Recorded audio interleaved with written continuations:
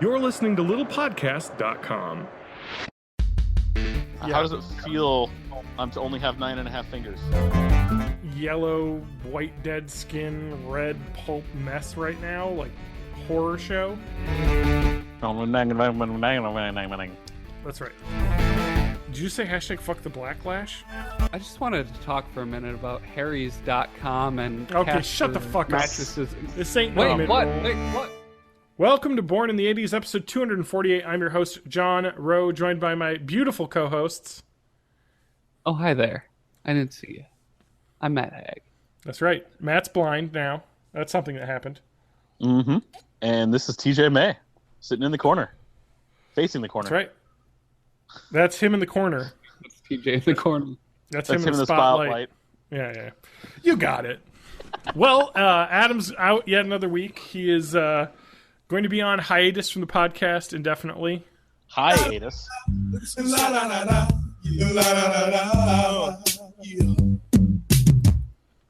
That's good. I like it because it doesn't say it, but I know exactly what that's from, so it's a good joke. That's from Bambi, right? Oh, dear God. I don't know what version of Bambi you saw, but boy, can I subscribe to it. Well, I don't know, that flower, he was a little, Like, comment, and subscribe. Join our Patreon. Something. A little early for that, but it's fine. Yeah. I mean, it's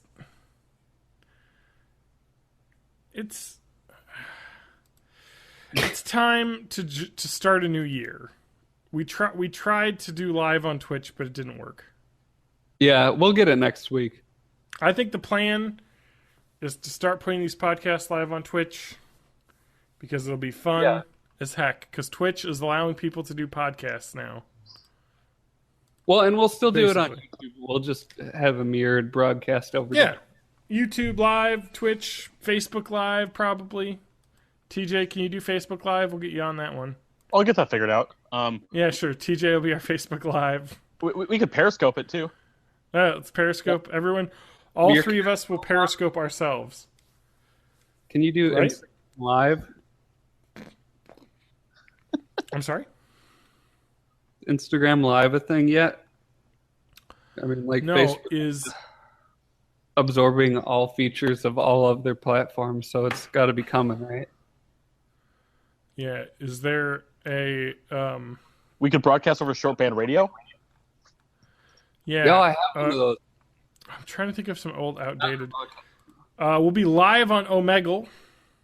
No, Omegle is still a thing. Yeah, it is. I know it's still a thing. It's like a video chat now.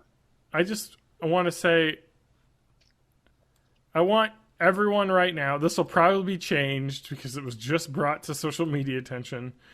Just go to www.speaker.gov and look at Paul Ryan's new logo and tell me what you think of it. What? I didn't see this. I want to see this now. And of course, I start typing in speak, and first thing that comes up is a virtual speak and spell. Man, There you that's a Nazi-ish logo.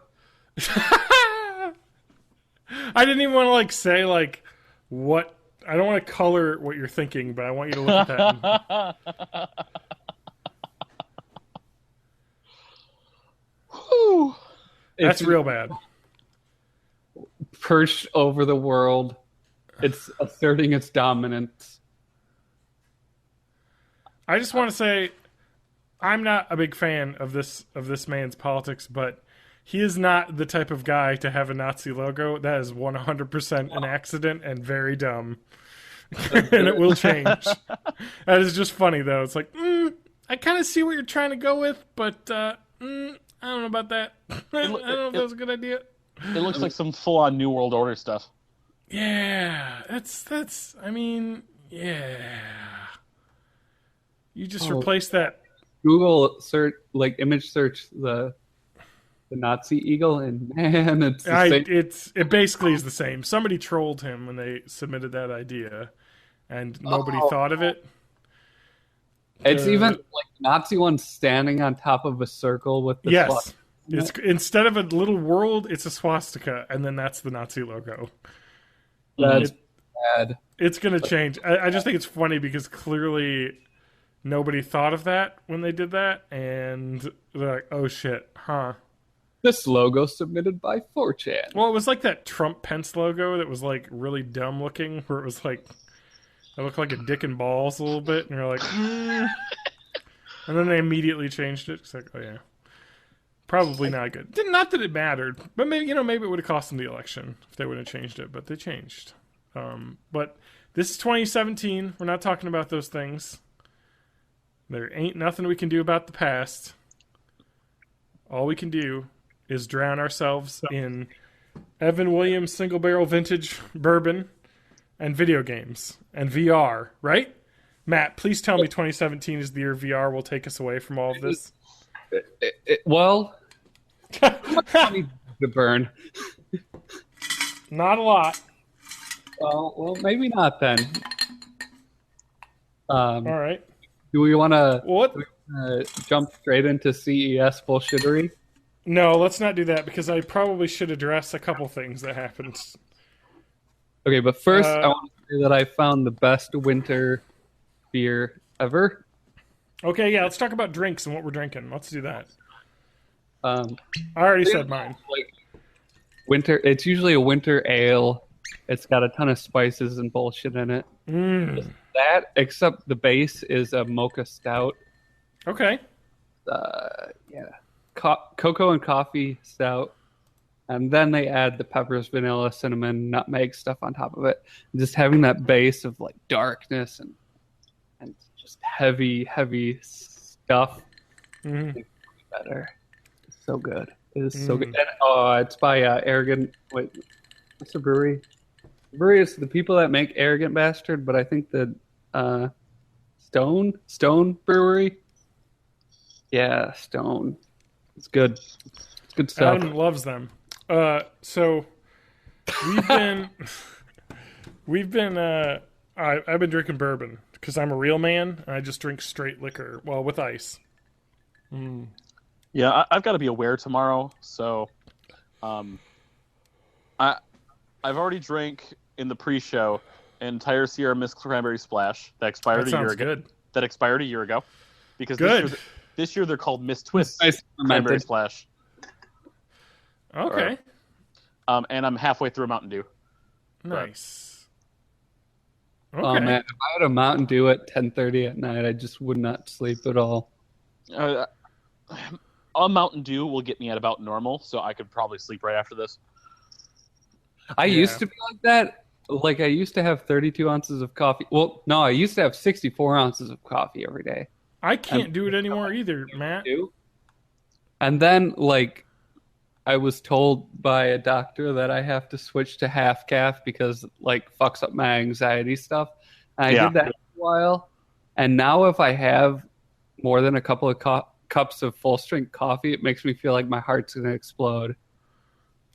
I can have like 2, but then after that, it's kind of like, I don't know. If I have a cup of coffee at like after like 8 o'clock at night, I can't. I used to be able to go to like 9. Now it's 8, Yeah, and I now used to even 8 keeps me up.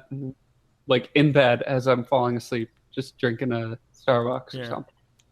I'm definitely a lot less caffeine than I used to be, because I remember the point where I was like, it was somewhere between like 3 to 6 Mountain Dews a day, and then I got Wow. broke. Then I got broke one summer, and had to go without for 2 weeks, and I got full headaches, cold sweats. It was horrible. But no, I'm down to like usually less than 1 or 2 a day. Mm. Yeah, I know that game. Back to milk I usually when I get have- to choose. But Yeah. I usually have like 2 sodas. 2 a day. Let's see. So, John, Yep. how does it feel to only have 9.5 fingers? Hey now. Don't ruin the name of my new indie band. 9.5 fingers. 9.5 fingers. No, I don't have 9.5 fingers. I have 9.5 fingernails. Does that sound better or worse? It'll grow back. It's It a will little grow painful, back, but it does grow back. But boy, did that hurt. I actually don't know what So- happened. I just saw your ER wristband, and my wife told me because she Yeah. checks Facebook. All right, let's see here. Let's tell the let's tell the lurid My tale. biggest fear is hand and finger damage because I'm like guitar, piano. Like, Yeah. I need my fingers, man. Yeah. Well, I do too for typing. Everybody uses their fingers. I guess you can get by with a stub though and still type. Yeah. You learn. All right. So I was making tacos Monday night. I diced it. I got a brand new knife, a brand new Victorinox. If we had see it now, if we were we're doing this Twitch live, I could put up the Amazon affiliate link for the knife that what cut off part of my finger that people could buy. Victorinox, like 8-inch chef's knife. Very highly rated, like 1,000 5-star ratings. Like everyone's like, this is the best knife. It's $35. I needed a new kitchen knife because mine was old as shit. It's very sharp. Like cuts through like vegetables like a laser. Like it's insane. Cuts through fingers like a laser. I found out as I was shredding lettuce too quickly. And I got my left index finger underneath there and snippy snip. Yep. I I could definitely visualize that. And It does not feel good. immediately I was just like, boy, that felt weird. And I looked down and there's just a big blood pouring out of the top of my finger. And I was like, oh, I think I cut off a chunk of my finger. Oh, and then, of course, the adrenaline and panic starts flooding in. I'm like, oh my God, I have a fucking stub now. Like, what did I just do? Holy shit. Like, it is. I'm like having horrible flashbacks thinking about this. It was really bad. And so I just wrapped it up. And I'm like, I don't want to look at it. I'm just going to wrap it up, put pressure on it, turn off the stove because I had taco meat a bubbling and I had taco shells in the oven going. I was like, we'll deal with that later. I called my fiance and I was like, hey, how far away are you? And she was like, I don't know, I'm pulling in. I was like, stay out there. I just cut part of my finger off. We need to go to the ER. And I wasn't sure how bad it was. I tried to find the piece of finger and I could not find it. I couldn't find it. So I was like, all right, I got to go because it's bleeding. Turns out it's just the fingernail. I couldn't tell because there was so much blood, like how much had gone. So I was like, because, underneath your fingernail, there's a lot of blood vessels. So it just started bleeding. Yeah. Not cool, I think, to myself. What a wonderful world. No, I think to myself, I'm going to lose. I'm going to have a stub finger. This is going to be terrible. God damn it. What the fuck are you doing? Why are you chopping vegetables? I was trying to chop them all fancy and too fast, and I made the fucking rookie mistake that when you're chopping vegetables with your knuckle, you have to curl your fingers under first as the first step. You can't just put your fingers down and then try and curl them under. No, you have to basically go from a curl position and then move your knuckle up, or else your fingers will slip out when you're moving. It's cat paw. You gotta stay cat paw the whole way. You have to just have you basically have to just put your fist on the table, because then if you slip, you're going to cut a little bit of skin off your knuckle and it's not that bad. Yep. Anyway, so I waited in the ER for what seemed like hours, and it was like 45 minutes before someone finally saw me. It was fucking packed in the ER for some reason. Whatever, I wasn't doing too bad. It wasn't bleeding through my bandage, so it was, thin. But it wasn't stopping because it's pretty deep. So, they put a fucking sponge thing on the top of my fingernail, and they started digging around in my fingernail, which is, I know right now, quite everyone's uncomfortable shuddering because it was quite uncomfortable. And the lady's like, oh, this isn't too bad. It looks like you didn't chop the whole fingernail off, just the bottom part. And some of the skin underneath. So they put this weird pad thingy on it that soaked up blood, and they just set it on it and just had me sit still for I don't know, 20 minutes, and it just went and it just sucked the blood up and tried to stop and didn't really completely stop. But then they put glue on it. Oh yeah, it's like what they did for my daughter's eye. Yeah. Yeah. Oh, thank you for the Sylvia Plath poem about cutting her finger off. Okay, so No, but they put like this glue over it, and it looks like a fucking gnarly, like yellow, white, dead skin, red pulp mess right now, like horror show. But it does seem to be healing quite well. Like it doesn't really hurt anymore. It just kind of feels weird because the glue hasn't separated yet, and they said it takes like a week to dissolve, so this will fall off, and then hopefully I'll have just the exposed nail bed that I'll have to keep underneath a regular ass Band-Aid with some Neosporin for a week, and then it should slowly grow back. So I'll probably be fine. It just was like when I was sitting in the emergency room in like horrible pain on my finger, I was just like, I really wish like I had a button to just fast forward like 4 hours, because I will feel so much better in 4 hours once they like get the bleeding stopped and like do all this. Yeah, I was just like, ugh, but we got through it. I think while you were waiting, they would just do like a local anesthetic or something. They did not. Nope. No. Of course not.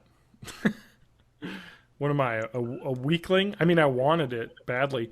I could have used it for when she took out a little pad, and I was like, I know what that is. And I was like, that's alcohol, right? She's like, not alcohol. It's the sterilizing thing. And I was like, okay. This is going to sting, isn't it? And she said, oh, not much more than it does now. She was fucking wrong. Yeah. That was the second most painful thing I've ever experienced in my life. The most painful thing was when I had a car accident and I had a large piece of glass in my shoulder that they had to dig out. That was the most painful thing. That sounds awful. Yeah, I could feel them digging and scratching the bone underneath there because it had chipped some of the bone. Yes. So that was the most painful. This was... I was going to tell you about my biggest hand injury, but now I just feel like a big puss. But anyway, can I we're getting some crazy echo right now. Who's echoing? Matt. I'm not hearing it. Where's it coming from? Okay. I've got. I don't know what's going on. TJ, I'm gonna mute you for a second. All right, is the echo? No, TJ, it's coming from TJ. Okay. I don't know. Is it happening? Okay. I'm not hearing it's gone. from TJ. Okay, now it's gone. So it just must have ended. Okay. What the fuck was that, Google? All right. No, this is payback, right?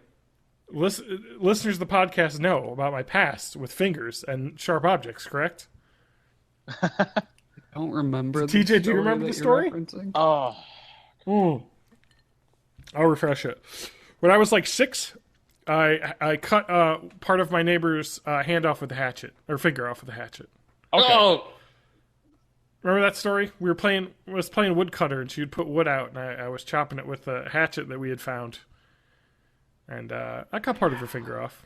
She was all right. I think they reattached it or whatever. She's fine. But needless to say, the hatchets were better kept from 6-year-olds out in the woods. So this is payback. I know the worst I ever did with my finger was part of the fingernail, kind of like yours, except for mine was right fingernail, right index finger. Meat slicer. Oh! Did that back in 2010. I don't know. I lost about, I think, a quarter of that fingernail. I was slicing extra thin some cracked pepper turkey. That was pain. And then the second it happened, I pull it back. I grab a paper towel, put pressure on it. I say to the next person, finish up what I'm doing. There's nothing on the thing. Just finish up the slicing. I will deal with this. Oh man, like, it was not enough. I had to go to the doctor. I probably would have been all right because, like, looking at it back now, it's almost all nail that I got, and I found the gross piece of nail that I had chopped. Oh, it was like perfect, like bisection of my nail, basically. So it's fine. It actually feels really good right now. I'm not gonna lie. Like, it is not, like, I don't feel any pain. It just feels a little weird because the glue doesn't move. So when I bend my finger, it doesn't. Kind of puts pressure on it. So I'm not picking at it. God, I'm recording the podcast. I have a fucking Band-Aid on it right now. I can't pick at it. Part of the reason they didn't say I need to put a Band-Aid over it, but part of the reason I do is A, it looks horrendous, and B, I won't pick at it then. Because I know me, I would pick at it. Someone who chews their fingernails down to the fucking bone, I will definitely pick at this. So I'm keeping going to it take covered. you on a journey. Yeah. We're going to go all the way back to the winter of 2014. Okay, let's hear another hand injury. This is the hand injury podcast. I was The hand injury carrying hour. this big ceramic mug in from my car, and I dropped it. God damn it, I broke it. It had my initial on it and everything. So I picked up the pieces, Oh no. and I continued to walk. And then I think I slipped a bit or something, and then I started to drop it again. And Uh-huh. reflexively, I just clamped down on it. Oh no. I jammed into my left thumb, and it gouged out a huge piece. And so I clamped down a fist onto my thumb to like stop the bleeding, and then I just like got inside of my apartment. And when I remember this, when I looked at it, I saw the flap of skin hanging off, and it had thumbprint on it. Ugh. Like I remember seeing like that's deep enough that it got my thumbprint. Oh shit. Yeah, and then I sterilized it as best as I could. I glued it back on, and then I wrapped it in Band-Aids. Yeah, it's basically like I was like surprised at my like reactiveness when it happened. Because the first thing I did was like, okay, I got to cover this, put pressure on it. No, I'm not going to get toilet paper. So it's in the bathroom. I don't want to get an infection. I'm going to go get the paper towels that are hanging up. But first, I'm going to put my finger under the tap for a few seconds to rinse it off. And then I I wrapped it. did that. I was like, first, I you get got to the blood out. rinse it off with water, first thing. And they asked me, did you rinse it? And I was like, yep, rinse it with water. I was up to date with my tetanus, so I was all good. They didn't have to give me a booster there, but so yeah, it's fine now. I mean, I might have a weird looking fingernail, but they said it'll probably grow back fine. And I talked to my primary care doctor, and they're like, well, as long as it's not infected or anything, it'll probably be fine. We don't need to see it. Like they asked if they wanted my doctor to take a look at it, and I was like, I don't fucking know. Yeah. Why don't you ask him? If Aren't you the part of the same healthcare infected, network?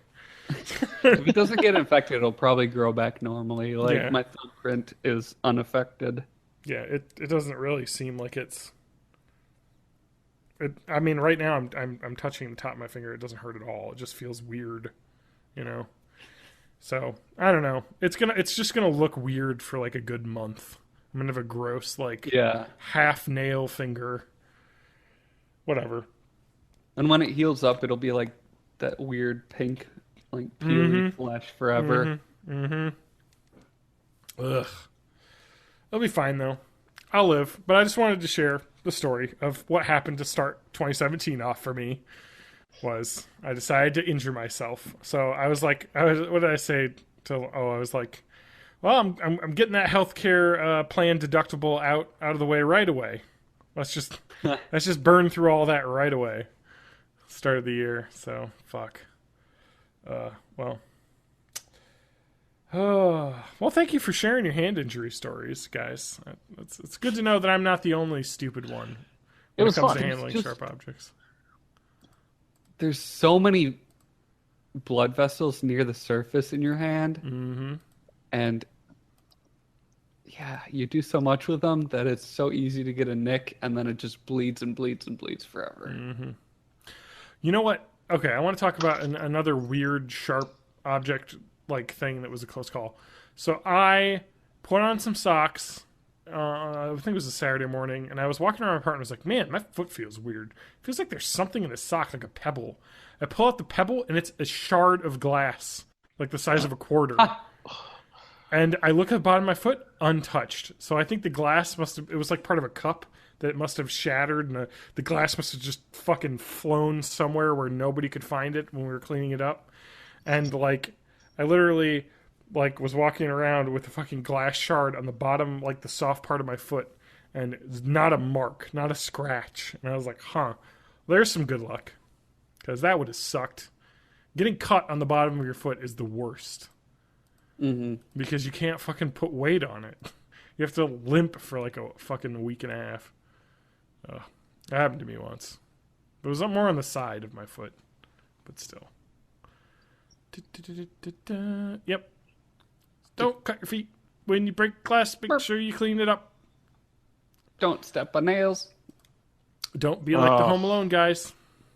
Oh god, that scene only gets more horrifying the older I know, right? I feel like that movie was fun when you were a kid, and you watch it now, and you're like, Jesus Christ! It'll take so long to heal. Jesus. It's like, oh, he stepped on that bare glass.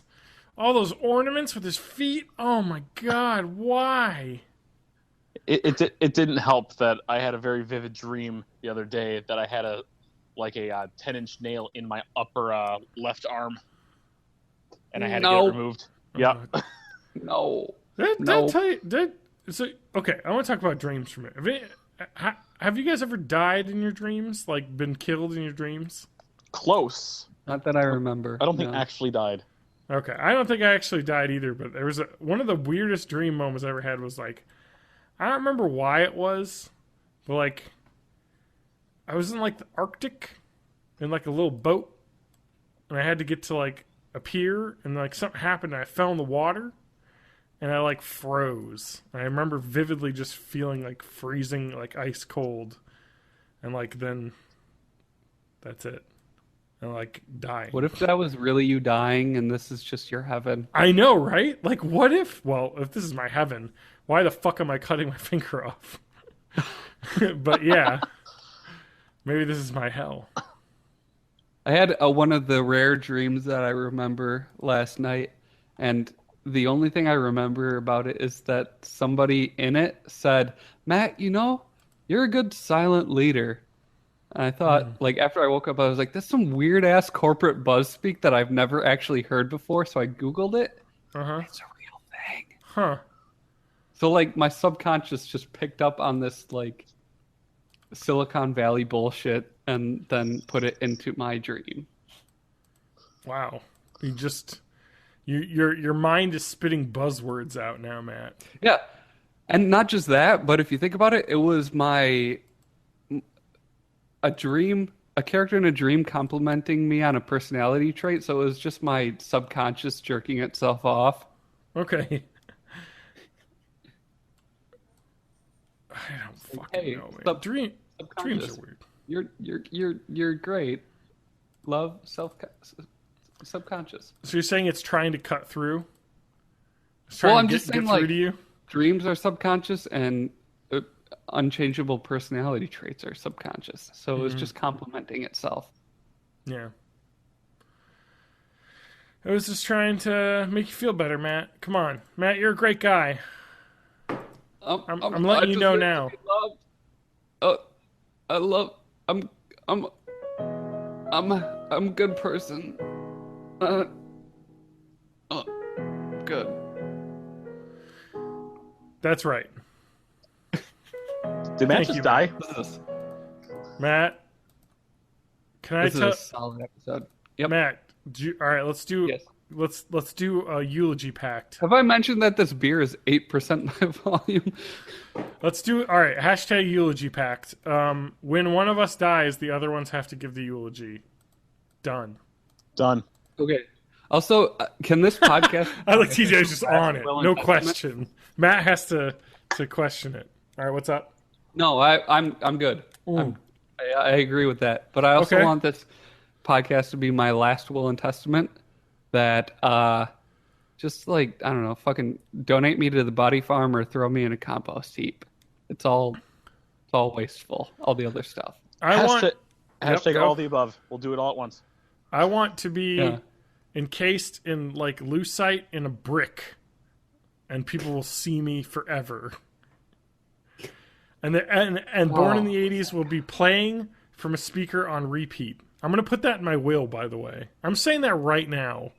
Is it my will? I want my money to go into a trust to keep the podcast airing. Like to keep paying the fees for hosting. Can you decree that one more time with a lot more authority? Why?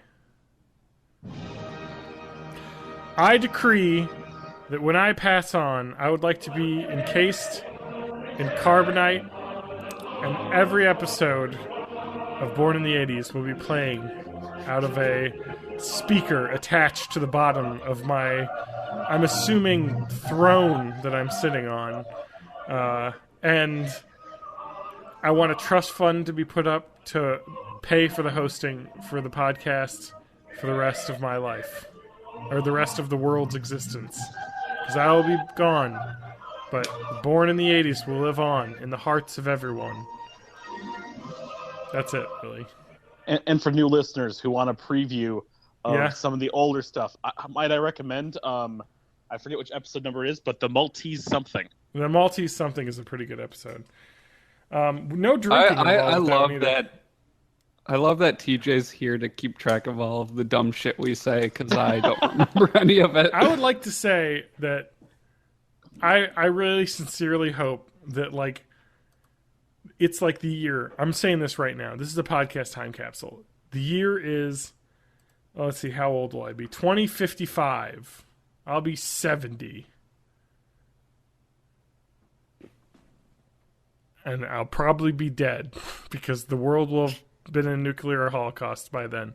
But if it hasn't, and I'm still alive, I would love some, like, fucking teenager come up and be like, I listened to your show on fucking squinkledork.fm. It's on there. And I listened to it. The extra Is that available? Or I actually want it to be like, you know how people have reverence for, like, Beethoven now?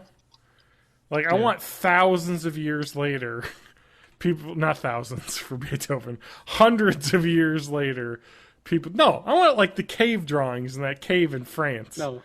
I want, like, thousands of years later, people are like, man, people were fucking dumb back then. You know what I mean?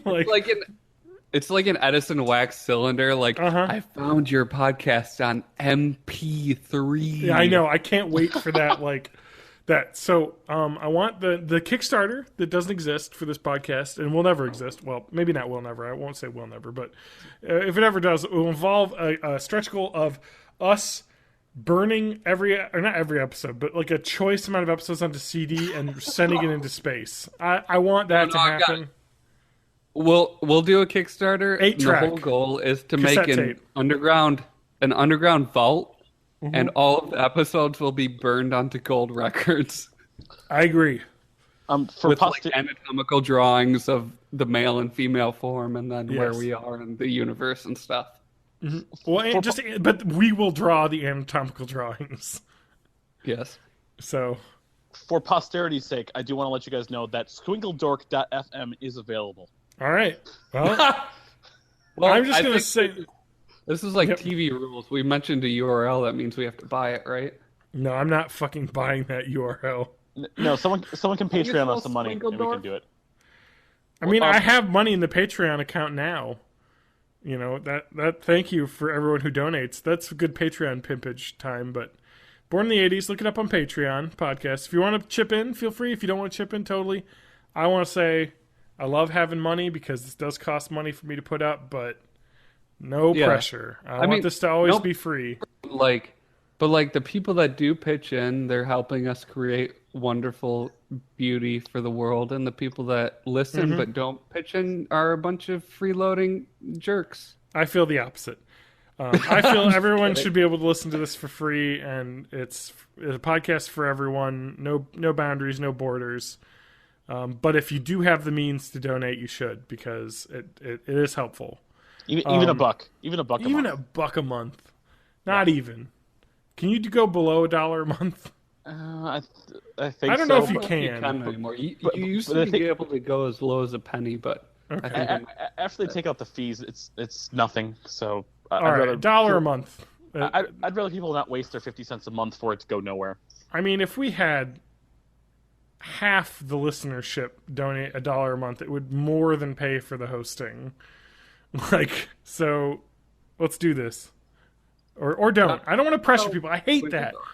Oh God, that once.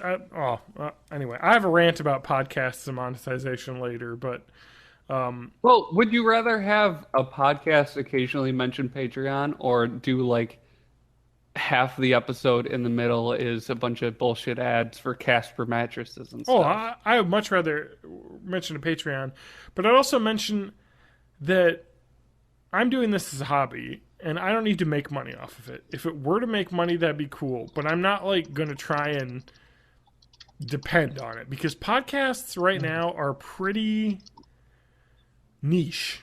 And I think charging people for such a small niche of a market, like, which is basically all like people our age, Yeah. 28-year-old to 35-year-old white men, Like, John, check this out, John. yeah. Like, we'll never put up a paywall for this podcast. Oh God. All right. You know what? Let's get all of my topics just out of the way right now because it's too obvious to go into. So if you listen to the Comedy Bang Bang or any Earwolf shows, Matt, have you ever listened to any Earwolf podcasts? They do comedy podcasts, Improv for No, Humans. but a man at Walgreens told me about Comedy Bang Bang today. Well, Comedy Bang Bang is a really fun songs. podcast. It's a fun TV show. I listen to it a lot, but recently they decided to. Well, they've been saying this for a while, which I didn't know, of course, because I haven't been listening to this in a long time. Because I kind of stopped listening to that, but yesterday they were like, "Oh, hey, we're gonna." Or they've been announcing this for a while, that they were going to start doing a paywall. And everything after 6 months will be archived and behind a paywall that you have to pay $5 a month to get. Which, A, is a lot of money, especially if you only listen to one podcast with them. You know what I mean? Although, when you think about it, they do 4 episodes a month. That's a dollar, a little more than $1 an episode. Which, their episodes are like an hour and a half. So I feel like it's probably worth it, but I don't know. Anyway, they said that they were going to do this, and they're like, "Oh, we'll tell everyone ahead of time. We'll make it well known that we're going to do this." And basically, yesterday they just depublished every episode the past 6 months, no warning, and they did not warn anyone. So basically, like, if you were to like go and try and download a podcast on iTunes, that's older than 6 months, nah. We don't got it. You got to pay us $5 a month for our Howl app to do it. So, yeah, that's pretty cool. And the app doesn't work on Android very well. So Yeah. that's That great. seems bad. Yeah. All right. So like a bad Earwolf, idea. something that you two guys listen to a lot of podcasts, right? I'm now at a total of 5. And you like funny stuff, right? Yeah. Yes, and serious I love stuff. funny I'm all over the things. place. So this is a podcast network that focuses on doing funny podcasts, like with some really popular comedians in LA, and you've never heard of it, and now you have to pay for it. What is So going to happen? I'm never going to listen to it. Exactly. Yep. It blows my mind that it's just like, I understand. Like, I get it. You have to get paid. Especially these people, because a lot of these people are very well-known, like, comedic actors. Like, you got some pretty, like, famous people on here. You know what I mean? But Yeah, and they need podcasts. some cash just for it to be worth their time. Yeah, but podcasts are such a niche thing. Like, there has to be a better way to monetize than this, because, I mean, And not basically, even that, but man, the supply to demand ratio. yeah, So much supply. there's so much podcasts out there. So, like, the idea is like, I understand, like, where people are coming. I think people probably are overreacting to this in some ways, and people are also maybe a little bit siding too much with the company that bought the Earwolf Network, the Midroll, who is also bought by Scripps, which owns like 1,000 newspapers and has over $1 billion in revenue a year. So basically, they were bought by a very big company who was like, "You need to make money, or why did we buy you?" So now And they had to the basically. company is named after a fucking ad format. Yes, exactly. So it's like, literally, we're going to. I mean, it had to happen, but I don't like the way that they monetize. I think the best way to monetize podcasts is more like a maybe like a exclusivity. Like, if you pay, you'll get the podcast a week early. I don't like that though. Oh, I don't mind that, because then you get it. But what would you prefer, getting a podcast a week early, or getting a week late without having to pay for it, or only be able to listen to the last 6 months? Well, a week late, but like more than that, I would prefer having a giant mid-roll ad, and more than that, I'd prefer just like a brief Patreon mention. Yes. So far, the podcasts that I listen to that are supported by Patreon are the least intrusive yeah. of like I love the McElroy brothers stuff, but man, they talk about ads for a long time in the middle of that shit. Yeah, I have a hard time with the amount of ads on that. And I understand like people want to try and get paid. That's their and whatnot. network. Well, I just want to Network, that's the Maximum Fun. model that they have. Yeah. And it's just it seems old fashioned and outdated to me. it's a terrible idea. It's just a bad idea. And even worse than that is the Night Vale Presents podcast. Like it's a narrative thing, and then they just interrupt it in the middle for an ad break. I think And podcasts. it really interrupts the flow of everything. I've said this before. I think podcast ads are bad, especially mid-roll ads.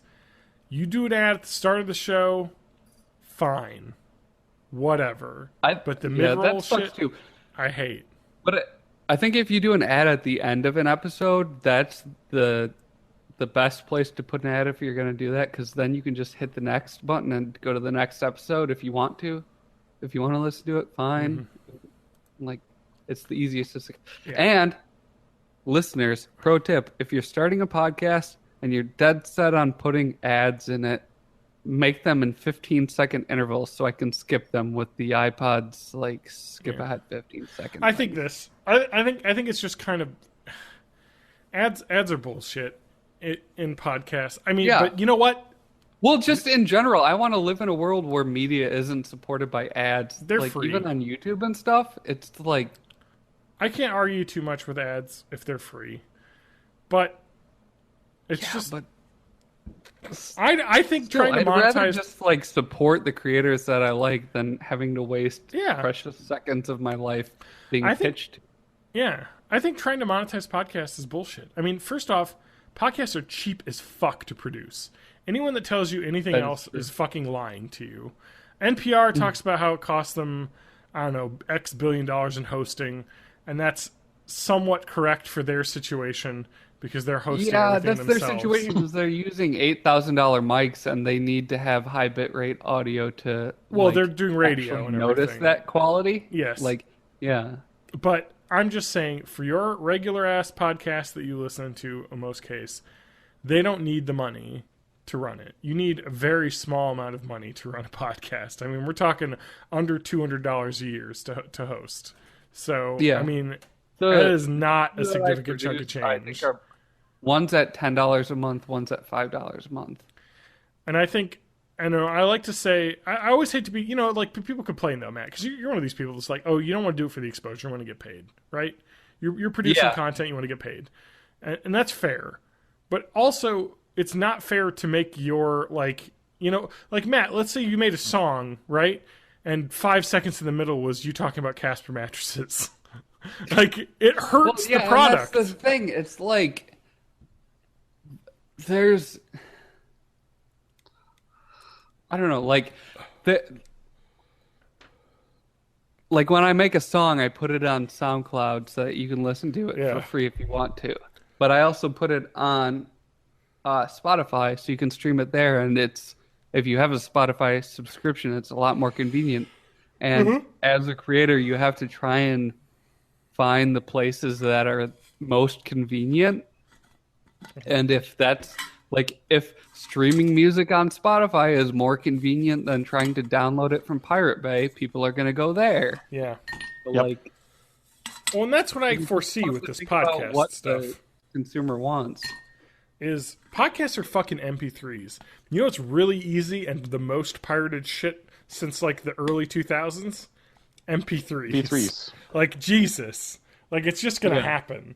Like, if I don't want to... Oh, man. Like, piracy, huh? I don't want to admit to it, but like, if I'm going to listen to an old episode of this podcast off their network, I'm not going to pay a $5 fee to fucking access a stream of it. I I want the fucking MP3s. Like, I'm going to download them. Maybe I should just pay $5 and download all the archives of the shows I like on that channel. And then host it on BitTorrent or something.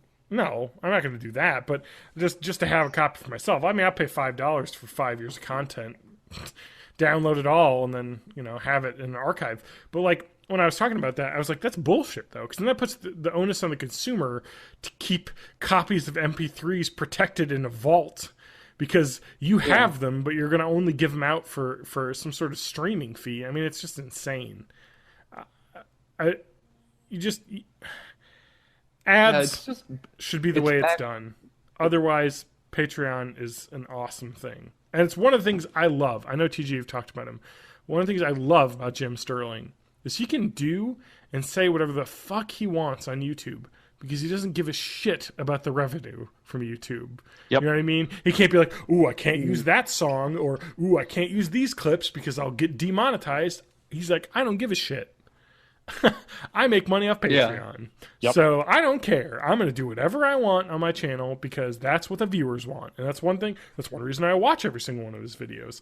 And I should probably donate to his Patreon now that I'm thinking about it. But you know what I mean? I can. And plenty of other people do. You should check out the Night Attack podcast, because they're kind of the same way. They used to be on Leo Laporte's network, Twit, and then they got fired from that for doing ad reads in ways that the ad companies didn't like. So now they just have a Patreon supported podcast that they are able to say whatever the fuck they want. I'm just saying that's bullshit. Like being on a network where you are forced to read ads is fucking dumb and bullshit. Mm-hmm. And that's not the way I want to make this show. And I'm not going to say I'm never going to put ads on this show. You know what I mean? But I plan on never putting ads on this show. And if I do, I'm going to have to give you a damn good reason, which is, my children are dying and we have 100,000 subscribers. And get that paper. Mm-hmm. And if hey advertisers out there, the number's big enough, we'll do it. Well, not that. Just if I need this to survive. But right now it's a hobby, and I think it. And if I were to do ads, I would just do stuff at the top of the episode. Now, have we set up an Amazon affiliate link yet? We have for the Amazon expedition. Okay, so I want to make sure we're at least doing it for that, if not beyond. Well, I mean, I could use the affiliate link on the Born in the 80s website too, man. Yeah, exactly. If we talk about products in the episode, I can throw them on there. Products. But I mean, I don't know. We put a link for Amazon, Pokemon Sun and Moon. People could buy that shit. As long as they go from the link, anything they actually purchase on that session counts. Yeah, I know. So that's what I'm just saying. That's one good way I've seen a lot of other places do it for monetizing stuff, is that they're just like, use a Patreon, we got Amazon affiliate links, and it's like, hey, if you listen to the show and you're like, hey, that sounds cool, I should buy that, just use our affiliate link and buy it. Like, it costs you no more money, and we'll get, a little bit out of it, so. Yep. Mm-hmm. Anyway, we'll work on that. Anyway, so I don't know. I don't want to like how the sausage is made. Yeah, it just bothers me because I understand, because those guys do a lot of hard work and they deserve to get paid. Really feel like a relic of the past. Like ad-supported media and paywalls just seem like a holdover from the cable TV era. Like it seems like we should be better than this by now. And I want to talk about this too, because if they were to say, okay, everything we've done so far, that's free, but starting now, every episode that comes out 6 months from now, you're going to have to pay to listen to that. I feel like I'd be okay with that, because that's giving me at least a warning. Like going forward, every new episode when it's 6 months old goes into the vault? Goes into the vault that you have to pay $5 a month to get to. That is less bad than saying, everything the last 6 years we've put out is now behind a paywall. Oh, I know that yesterday it was all free. It feels like a bait and switch that way. Exactly. Like, you didn't start out with this plan. Yeah, exactly. It's like things halfway through. Yeah, I could see them also doing a paywall for let's say have HD content behind the paywall and then just have standard definition for free? So actually, for this podcast network, they used to do stuff where they would have live shows, where it was like, hey, we did a big live tour, and basically where they record live episodes with like local comedians and stuff, and they're really funny and awesome, you know, and they always reference all the funny shit they did on tour. And it's like, oh, those aren't on this feed, but if you want to pay $10 for the album to get like 12 2-hour-long episodes, you can pay us and you get that, you know, and like that seemed cool. Like, you know, legitimate, yeah. I'd buy one of those, but like the main feed should always be free. Like it's just crazy. Like it doesn't make sense from a consumer standpoint, and it doesn't make sense from a business standpoint either, because that's your in. That's your what hook. brings people there's into actually, the fold. Yeah, Like, there's actually a really good episode about this in 2012 from the Planet Money podcast at NPR, episode 386, "The Power of Free." I will post that on the episode page so you can listen to it. But they talk about basically, you know, stuff that was free, and then like companies starting to charge for it, and basically how it being completely an awful thing. Like people, like they talk specifically about the Red Cross in World War II. They used to give out free donuts, right?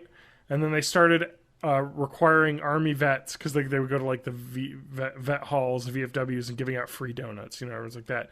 And they started saying, oh, hey, can you get 25 cents for a donut? And everyone lost their minds about it, to the point where we're 70 years later, and they interview like veterans, and they're like, fuck the Red Cross. They didn't give us our free donuts anymore. And it's like fucking a free donut, you know what I mean? And they just get mad about it, because you can't make something free. Yeah, you for set up years. that expectation in people's minds, and it like, Yes, because free is powerful. change it. Free is incredible and awesome. Even if it was like, pay us 1 cent for this donut, and then it became pay us $1 for the donut, it would be nowhere near as divisive as pay us $0 and then pay us $1. Yeah, it would be like, oh, donuts used to be a nickel, they're $1 now. It's like, oh man. It's like, oh yeah, that's how like inflation and stuff. Why'd you raise the price? All right, well, I guess $1's reasonable. You know, like, but like now it's just like, you know, oh, these were free. What are you charging for it now? It's like when they talk about restaurants that have out the you know, you talk about this. You go to like a Mexican restaurant that doesn't give you free chips and salsa. What do you think? That exists? Yeah, exactly. No, I've been to a restaurant, and it's like, oh, chips and salsa are an extra like charge. Like Pasquale's does that, right? Wait, really? I think so. Is that a new thing? I feel like they used to do that. I've never noticed that they're charging me. I don't think I've been at Pasquale since my wife worked there. Well, anyway, it's been a long time. It's just a chain in the Madison area. I don't know if it's outside. Here's of the real trap: chips for free. No, I've salsa been there. costs Just money. back when she worked there. Okay, Years ago.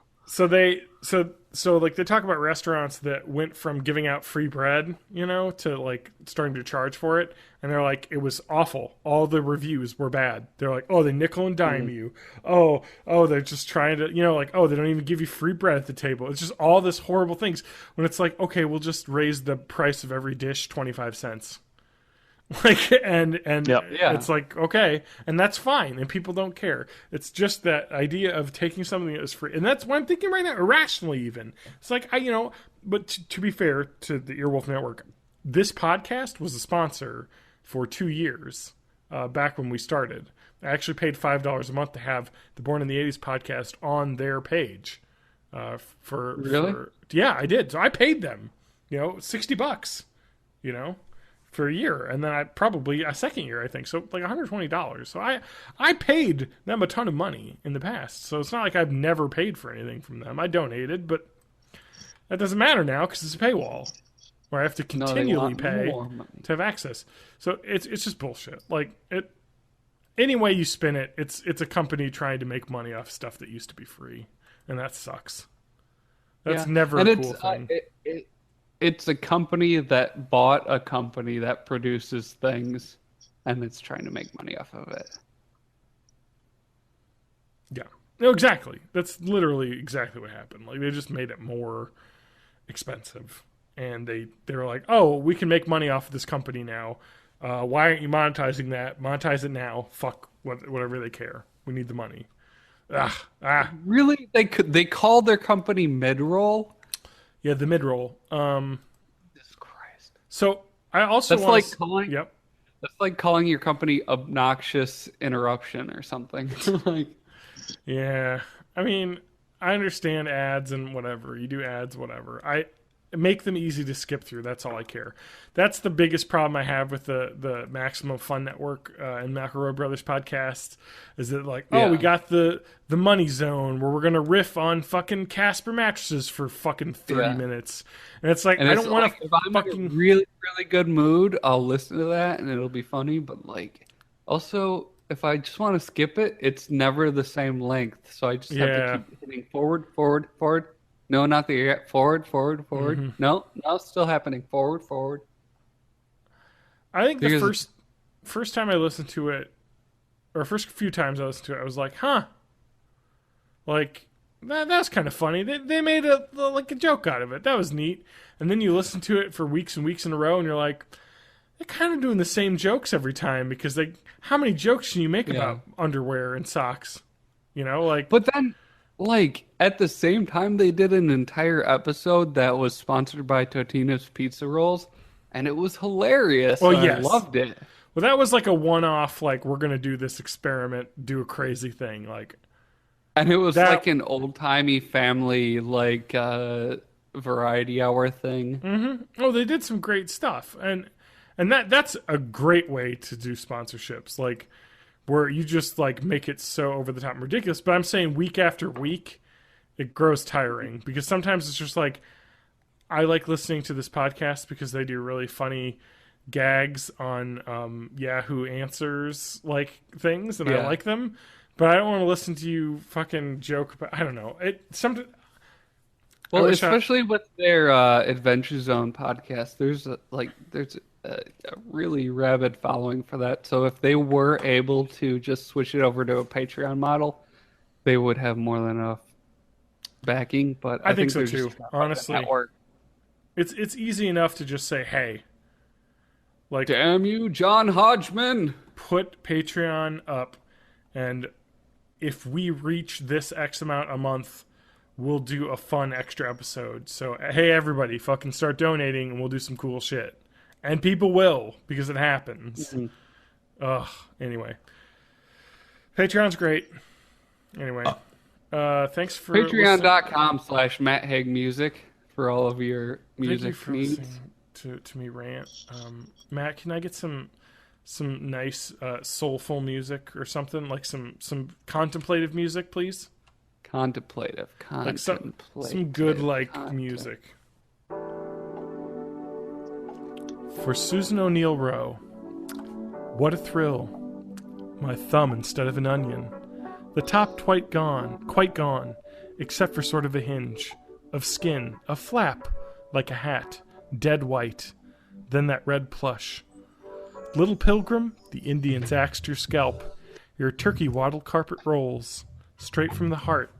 I step on it, clutching my bottle of pink fizz. A celebration this is. Out of a gap, a million soldiers run, redcoats, every one. Whose side are they on? Oh my, homunculus, I am ill. I have taken a pill to kill. The thin, papery feeling. Saboteur, kamikaze man. The stain on your gauze, Ku Klux Klan. Babushka darkens and tarnishes, and when the bald pulp of your heart confronts its small mill of silence, how you jump, Trepan veteran, dirty girl, thumb stump. Cut by Sylvia Plath. Thank you, Matt, for hosting that. Thank you, college poetry class, for one of the two poems that I remember from that semester. That makes me so uncomfortable. I have a question. Do you guys remember the thing I said I was going to link on the podcast?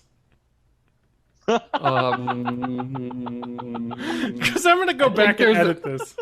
I think there's a recording we can listen to. Also, I tried- cannot. I Could you hate. have, in your joke URL, could you have said anything other than .fm? Because that is expensive, man. Is .fm expensive? It is. It's a top level domain extension. Fuck that shit. TJ, what have you been up to? We got to talk about TJ, and we got to talk about Matt, and then we got to end, because actually I don't even know how long we've been going, but the whiskey's going on me right now. Yeah, I mean, well, we've been going for... Not that long, to be honest. If you include our pre-show... Which I don't. Yeah. Our pre-show was like forever. It was like a half hour, so... Yeah, we've been going for about an hour. Yeah. Maybe a little less than an hour. All right, TJ, what's up? How's life? Life's well. I'm about to be going on a trip up to the Northwoods of Wisconsin this following weekend. Up north. So as of when this podcast actually shows up, it'll be just the next weekend. So TJ may or may not be on the episode depending on how we logistically plan things. You just said Yeah. TJ may or may not. TJ may not. Hashtag TJ may or may not. May or may not. Oh, That's the episode title. that's almost a better username. May or may not instead of may of may. To may or not to may. Okay, okay. Anyways, and I'm not yawning. I 100% swear I'm not yawning. It's late Friday night. It's been a long week. Relax. Yes, I am relaxing. So I'm going up north because we're celebrating Christmas up there with I'd say my extended family, but I guess it technically includes most of my siblings and my father and whatever's up there. Don't try to find me. I'll be in the woods dying a slow death. Okay. But that being said, right before I leave for this trip, that Nintendo Switch thing, they're doing an info dump on Thursday night. Yeah, they said Thursday night we're gonna... I mean, I was thinking like, oh, the Switch is still a ways off. No, March, man. It's That's... about 2 months. Yeah, we're gonna be into it. So I'm excited. I'm real excited. So this Thursday night at 10 p.m. Central Time, there's a live stream out of Tokyo. It's going to be simul broadcast with someone basically repeating everything in English. So it's going to be no big deal to watch the thing right on Nintendo's site. But they're going to announce the system, the specs, the price, some launch games. Please let there be a launch Mario. And a bunch of stuff. And, well, this is a podcast. I can go into speculation. There have been a lot of rumors from very, very reliable sources, mostly people who have been right in the past for other leaks. So supposedly, with in portable mode, the Nintendo Switch is going to downgrade the graphics enough to have an over 3-hour battery life. Which, that's good enough for me. Yeah. To get decent, basically Vita quality graphics on a bigger screen. I can handle that. Legend of Zelda: Breath of the Wild, which we kind of thought was going to be not a launch title. We thought it would be pushed back to like about June. Yeah, that's what they said. They said don't expect it to be a launch title. Yes. Supposedly, that was the leak. Expect it to be a launch title. Okay, so maybe they're changing course. Well, and that was the person that leaked it originally said, "Hey, I was wrong." Yep. And so, if you go back to Twilight Princess when that released on the Wii and the GameCube, they pushed back the old system's launch to and did a launch title with the system on the new system. So I could see them doing that, where the Wii U version comes out in June, July, or August, but the Nintendo Switch version comes out at launch. Something I mentioned before the pre-show, how this year is kind of the year where the two things I've kickstarted are actually coming out. One of the things that I kickstarted, which was Yooka-Laylee. Oh, I dropped my mic, but you guys can still hear me. Yep. So Yooka-Laylee, which is that spiritual successor to the Banjo-Kazooie games, that one supposedly, and I haven't talked about this on the podcast yet, but supposedly they might drop the Wii U version in support of just going Switch. Just going Switch for the Nintendo side. Why? They can't... come on. I know. That's technically in rumor territory. That's not been confirmed or denied, and it's from a different source. Mm-hmm. So I'm not ready to hedge my bets on that. But it does seem like, why would you put out something for the Wii U right now? Like, more people have the Wii U. I have a feeling like, but unless if it's already developed for that platform. I mean, it has to be though. They had demo units at E3 last year. People could play it on a Wii U, like you know, with the gamepad. So, I mean, it has to have at least been prepped developed for it, a large part of it so far. And that's the version that I went ahead and, I mean, with my Kickstarter backer pledge, that's the digital version I'm getting, which is the one for the Wii U. And the sad part is the other game I kickstarted that's coming out first quarter this year, the Use Your Words, which is a very, very similar to like the Jackbox party games. Okay, yeah. That one I also pledged for Wii U. That one is coming Wii U, and I'm like, I haven't played my Wii U in a while. I know, I have mine set up. I actually did play it recently. Lauren and I was like, let's just play a game. And we played the Super Mario 3D World. 3D World, which is fucking awesome. That game is an amazing game. Awesome. That's such a good game. And then we played Mario Kart 8, which is such a good Mario Kart game. They put, like, that's one of my favorite Mario Kart games. It's so good. So, games around launch window. Mario Kart 8, an enhanced port, is supposedly going to be ported to the Switch, which is going to have, even though there was a forged or a fake cover art for it. Yeah. Supposedly there'll be new characters and new tracks, but there was a cover art that mentioned, like, 24 new tracks and 10 new characters. But, I can't stress enough that the Mario Kart 8 is probably the best Mario Kart game they've made. It's so good. There are some people that will still say Mario Kart 7 over 8. Mario Kart 7 is a really good game, but I'm talking about, if you're talking about a console Mario Kart, this is the best one. Mario Kart Double Dash all day long. I don't know about that. The that had original some Mario problems. Kart on Super Nintendo. That is a really good one too. But my favorite Mario Kart is 100% Mario Kart 8. It's so good. It's just HD. It looks like great. It's like got motorcycles. You know, it's gorgeous. It's fun to play. They added a ton of tracks. There's just so many tracks in it. You know, you're talking about 8 full 4-track championships. Like, or no, is it 10? It may be 10. There may be 40 tracks, right? It was 8 to begin with, and then there's if you buy all the DLC for the game, which I have all of it, it's a total of $12. Adds 16 more tracks, bringing you to a total of 48. So you have 48 tracks in this game. Like, you have 12 total things, total cups. 24 of those tracks all original for this game. 24 of those tracks were all pullbacks from other ones with enhancements. I was going to say they pull back tracks from other ones, but they're in full HD and they look incredible. And they add some stuff that wasn't there before, like the fact that Mario Kart 8 does this anti-grav stuff, so they make some of those tracks actually go up anti-grav. Yeah, they did actually a really good job of like taking some of the old like tracks and like especially some of the tracks from like Mario Kart DS, which nobody played, the original one. It's a good game though. It's got some good tracks in it. Like there's some good stuff in that game. Like I'm really glad that they made such a good game for that. But it kind of, I mean, the Wii U got overlooked. I really hope that's not what happens with the Switch.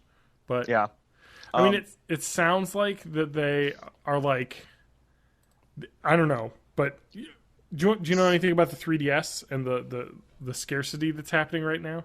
Oh my god. Yeah. Fucking hey. Sorry, I'm a little. No, I'm sure as someone who has to deal with retail, it's everywhere. New and pre-owned at my personal store right now. There is not a single device that can play 3DS games at all. Mm-hmm.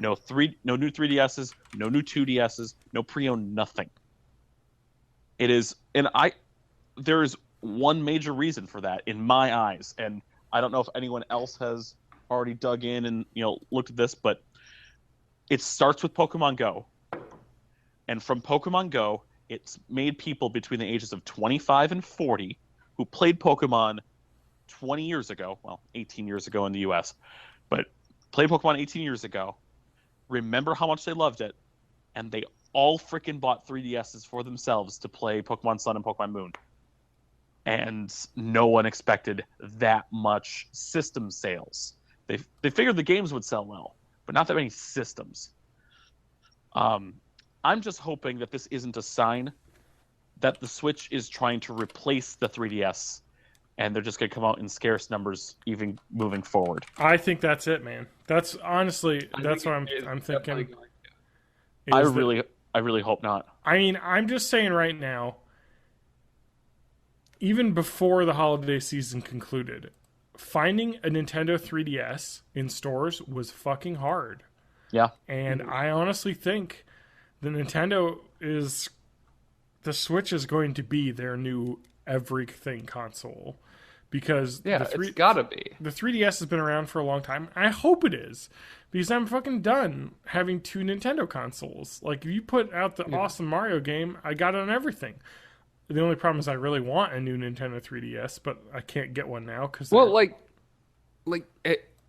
You wouldn't have a Nintendo mobile platform and then also a Nintendo half the time mobile platform. It would be competing with itself, and that's just ludicrous. Mm-hmm. I don't think so, because you get a different experience from something you can put in your pocket versus something you would basically have to carry a case around if you want to carry it around with you. Fair enough. That's just the direction I'm looking at it. But I mean, you can't buy it. Like, I'm looking right now on Best Buy's website. Nintendo 3DS XL. It is not available within 250 miles. Every single SKU. Like, they're just all gone. Yep. You can't buy it. Nintendo 2DS, check stores, availability, not within 250 miles. It is. Yep. It's just gone. Like, it's. And I don't think that that's just them not making enough. I think that's them not making enough because they know that in March they're going to put out the 3DS or the Nintendo Switch at $250, and it's going to be portable. And they're going to say, "Well, I could pay $200 for this 3DS, and it's got a lot of cool stuff on it. Why would I pay $250 for a thing?" You know what I mean? Like, I don't know. We'll see. Yeah. I'm going to rapid fire something. Like, if that's what they were going to do, I just wish they would come out and say it instead of being like, "Oh no, we're totally gonna." Next Thursday, we might find out. We'll know. We'll know. All right. I'm going to rapid fire just a couple other games that are rumored for launch or launch window. Yeah, I'd like to hear what's for launch. So, we'll know next week if we're right or wrong. Smash Brothers Enhanced Port. Okay. It's the Smash Brothers for Wii U, but just for Switch with all DLC characters. Splatoon Enhanced Port with additional weapons. Yeah, we saw that. I got to assume these ports are going to be launched because that's pretty easy. Really rumored is another Skyrim. You know, is bringing Skyrim remastered over, even though that's. Well, they had it in the trailer, right? Yeah, but they said that wasn't confirmed. But I think they had to say that, though. You know. For later in the year, the third release of Pokemon. So Pokemon Sun and Moon is going to get a third enhanced port, the Pokemon Stars, supposedly on Switch. That I had heard, yes. What else? Okay, now is it an issue that the sun is actually a star? No, it's not. It's really not. Okay. This is Pokemon Khaleesi, My Sun and Stars. GameCube Virtual Console. Yeah, I heard that. Supposedly Sunshine closer to launch. Oh, that's awesome. Yeah. Oh, I want this thing. I have enough. I'm telling you right now, if the Switch looks good at launch, I'm going to buy one launch day. I got the money. Yeah. I'll probably. Well, if I'm not spending all my money on Vive peripherals, I'll well, we'll get to that next. We got to talk about the CES stuff. That's all I remember off the top of my head, but I know there was more. It's just if they're doing GameCube Virtual Console, there is a thought that the Virtual Console Day 1 lineup is not going to be thick. It's going to be very, very, thin with, releases every week, 2 weeks or whatnot, especially for the other systems. And we don't know about pull-up, bringing up from your Wii U or whatnot. so that source didn't really know. It's not like it's definitely no or it's definitely yes or it's a pay an upgrade fee. It's we don't know. I mean, I trust everyone's keeping track of our Nintendo Switch predictions from several weeks ago. I don't even remember what our predictions were. I'm sure they're in the. They're probably in the Word doc, aren't they? I haven't posted note. No, because we kind of did that on our own. I think I mentioned. Did I say 250 no game and didn't come with the thing to put your Joy-Cons on to make a controller? I think that's what I mentioned. Yeah, I don't.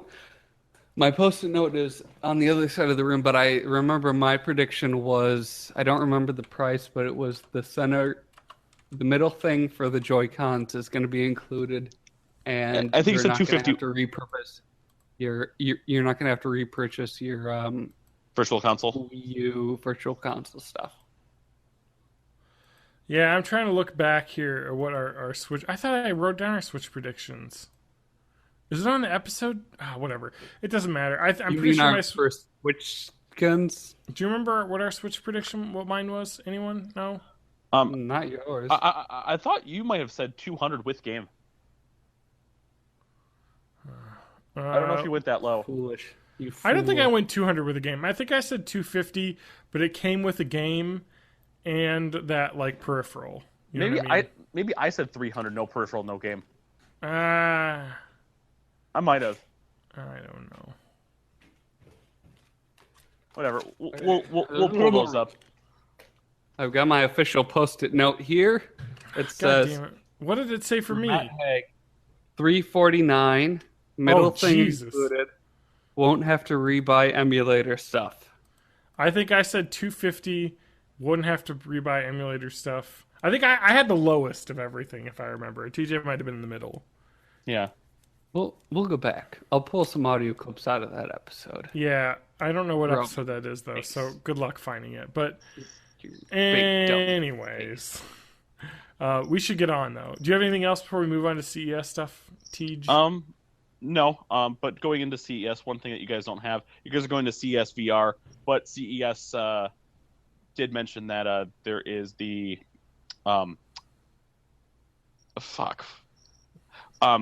EA came out with the release date for Mass Effect Andromeda. It's coming out, was it March 12th? I think sounds about the right day. Mm-hmm. Yep.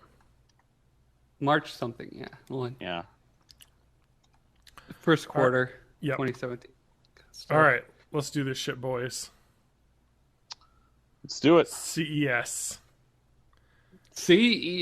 the land of vaporware. Yes, a lot of stuff has happened. I've always wanted to go to CES. I was actually in Vegas during CES in like 2010. I think you're better off going to something like E3 because CES is just kind of like startups posturing for other startups. Oh yeah. Get, like investors, and it's not actually stuff that's gonna sell ever. So let's talk about virtual reality a little. Yeah, let's talk about VR, baby.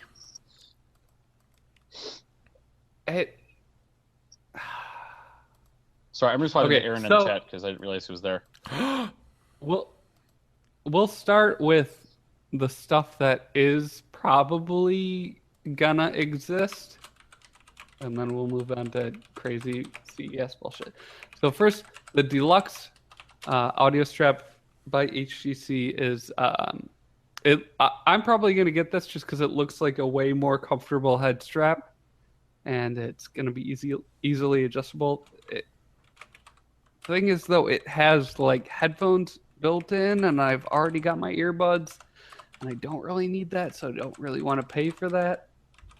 But when you look at the TPcast, which is their wireless solution, you kind of realize why that's happening, because I saw videos of somebody with a Vive with a TPcast on it, and where that hooks onto your Vive is right on the top of your head. So if you try to wear headphones with that on, it's fucking ridiculous. But so the audio strap I'll probably get. It's going to be available in Q2, and there's no way it's going to be less than $100. It's just looking at the prices of other stuff for the Vive, it's just like it's all way pricey. But the little TP Cast is interesting because it is it's a Chinese company that was part of HTC's incubator program, and they originally released a few months ago just in China, and it's their wireless solution for the Vive, and it proved to be so popular, and so many people were like trying to find ways to ship this out of China that they just decided to launch it globally as an HTC partnership. So this is like, as far as like for now, this is the official HTC wireless solution. Yeah. And supposedly it delivers 2K at 90 hertz for both eyes, and like the drop frames are not noticeable at all. There's no like artifacting or anything. So I think this is the kind of thing where if you already own a Vive, and if you're like either the wannabe dev or the high-end hobbyist, this is going to be worth buying. But for like the normal people, this is something that will be hopefully included in the Vive 2 whenever that comes. I totally agree. Like the wireless is the big deal. Like, yeah, like that's something that improves the experience a lot. But also, if you're gonna spend like $850 for a Vive and like a couple $1,000s on a nice computer, and then this is when they give a price for it. $249 for a 1.5 hour battery, and people are guessing that there's going to be a 5 hour battery coming later. That is going to cost you. So if you're willing to pay that much, sure, go ahead and get it. But also, hopefully in 2018 or whenever they come out with the Vive 2, hopefully it's just all part of the new system. Oh yeah. Like, I don't know, like having a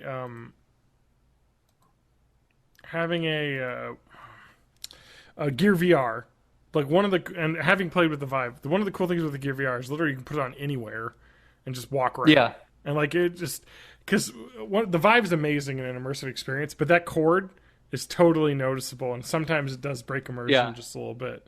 I've had so many times, like with Brookhaven experiment specifically, like you're reacting so quickly to stuff, and I had a lot of times where I just yanked the cord out of the wall with my foot or my arm or something. Like, so that's like the future. For the more mobile stuff, the Vive tracker that they also announced, that's the other official Vive thing that is coming out. It's just kind of like this little 4-ounce thing that's kind of the same thing as the top of your Vive controller, and it can attach to anything and make that visible in VR. One of the things I saw with that was like a gun thing that had the tracker attached to it, but then also you put your phone into it, so you had one room scale setup, and you could have like several people in the room, and it turned their phone into a Vive controller, so you could do like a local multiplayer kind of thing that way. And that is cool, but also probably that Vive tracker is not going to get any use in the home market. It seems more like something that's going to be either for prototyping for peripherals or for arcades or like other large scale kind of what's the word, like enterprise solutions and stuff. The coolest thing I saw with the coolest use case I saw for the Vive tracker was a dev who posted on the VR subreddit that they would buy a couple of them and use them for a cheap motion tracking, cheap mocap solution. So you could do mocap with this and a couple of Vive things, a couple of lighthouses, and they could do mocap for their Vive game using the Vive and this sort of cheapish solution. And I think that's where it's going to go. It's going to be devs and possibly like larger enterprise arcades and stuff. I really don't think the Vive tracker or any of the other stuff I'm about to talk about is going to make it to the home market. Okay. I do think that I think the deluxe strap and the TP Cast are worth buying if you already have one, but I'm mostly just hoping that they get integrated into whatever the next generation of the Vive is. Yeah. So that's the end of the real stuff section of the Vive CES. Okay. Now we get to The weird CES futuristic nonsense. vaporware bullshit that, okay, so the VR 15 rifle is made by VR-Arsenal. Uh-huh. Get it? Get it? Oh, I got it. It's like a rifle stock that integrates the Vive tracker, and the only thing you need to know about it is it doesn't have a release date. You have to apply as a developer to buy it, and there's no price listed on their website. Okay. Same deal with their haptic feedback vest, which supposedly allows you to feel like Being shot. gunshots, impacts, and things. I mean, that seems Which, pretty like, cool. That is cool, but I think haptic feedback like that is going to be the last thing that arrives to VR in any sort of like marketable consumer solution. Like, it's just, I get home from a hard day at work and I want to put on my Vive Yeah, you and wanna I want to play a escape. game. Am I going to put on a vest? Like, am I going to put on ankle monitors and knee I said monitors strap and into your shit? nerd Like, suit, you know? strap into my nerd suit. Like, it just seems like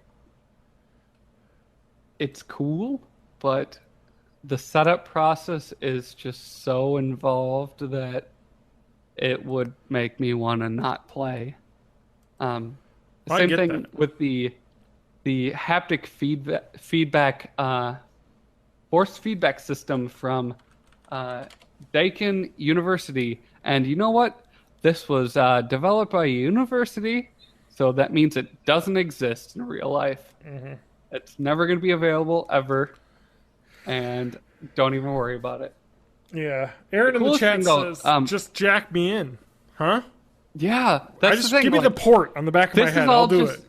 this is all just sort of like stopgap stuff until we have direct like Yeah. feedback that we can like spoof the neural, so we can like spoof nerve sensations and things. Yep. And like you I don't get agree. motion sick because you think you're actually moving and yeah. But one of the coolest things was the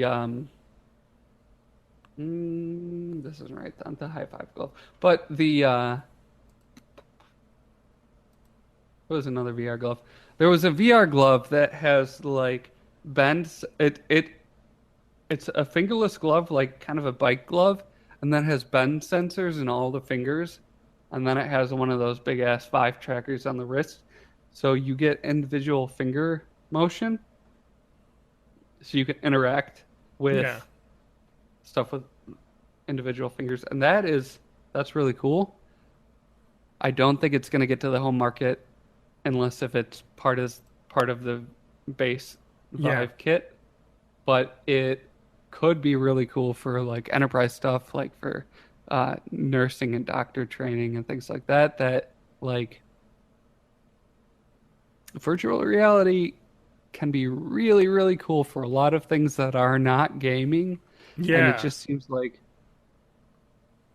different industries aren't jumping onto that bandwagon yet, and I wish they would because it can be so awesome and I think, engaging. I think that's one of the cool things.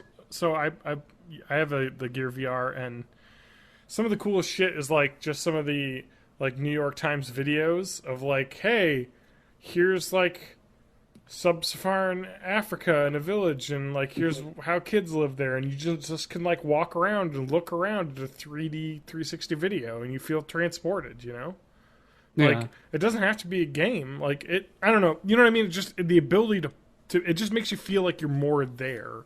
You know what I mean, when it works well, and I think that's there's a lot of stuff like that with history. Like if you could be on the like the grounds of the Washington Monument when it's a perspective when thing. was giving his speech, and like you could be on the grassy knoll when Kennedy was shot or whatever. Like you can be part of things that you missed. Yeah, and that's the thing though. Like that's like a thing that you don't get watching a movie or something, is you just don't feel like you're there. Like you don't get the perspective of like being eye level with everybody else. You know what I mean? Like, I don't know. There's just something about like first person experiencing things that it can do that nothing else can do. So, and right now we're all playing games, and like I'm learning how to make games, but like, it's way bigger than games. Mm-hmm. It's the future for sure. I mean, we're talking about some fucking, what's it called? Some Ready Player One bullshit where just everyone's gonna be living in a virtual world. You know, you should. It's actually really good. People like to rag on that book because it kind of had that internet backlash, you know. But that movie's coming out. See, this is where I get bonus points for not paying attention to internet backlashes. Yeah. I'm trying to think of that the movie is coming out when 2018, so next year. The what's his name, Spielberg is actually making. So the book's great. Like I know people like to rag on it because there's the backlash. Because like, oh, it's just a bunch of it's a straight up novel to the right? 80s.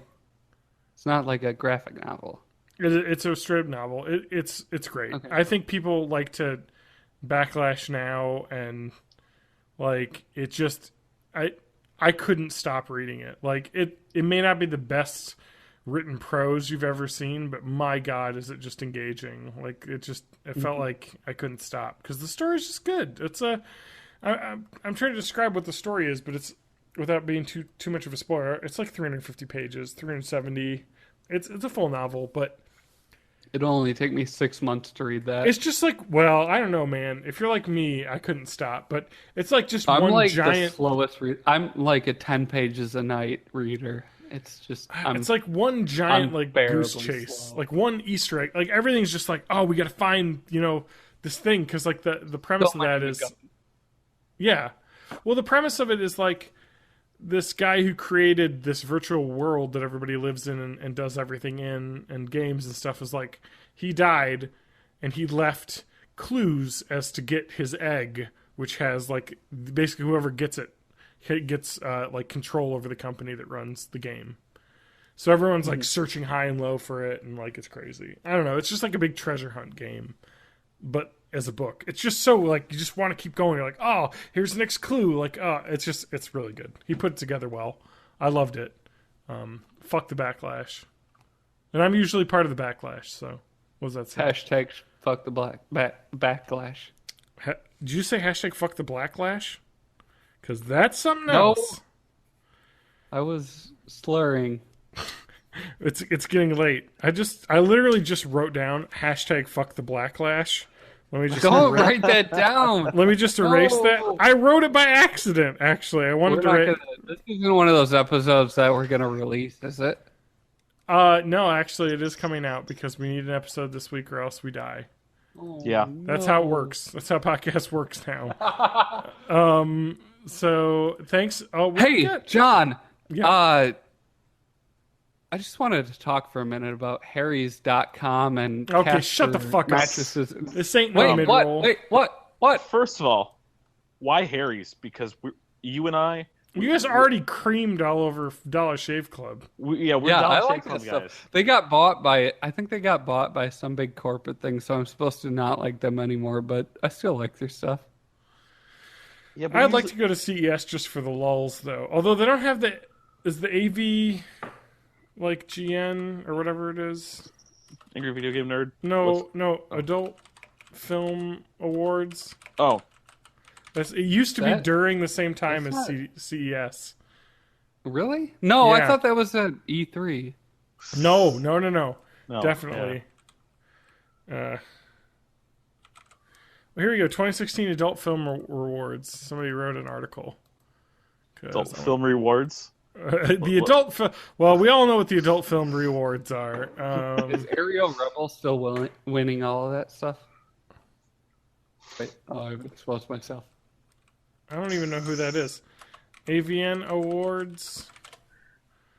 I can't even type now. The Avian Awards? No, the AVN Adult Awards. Bird Industry.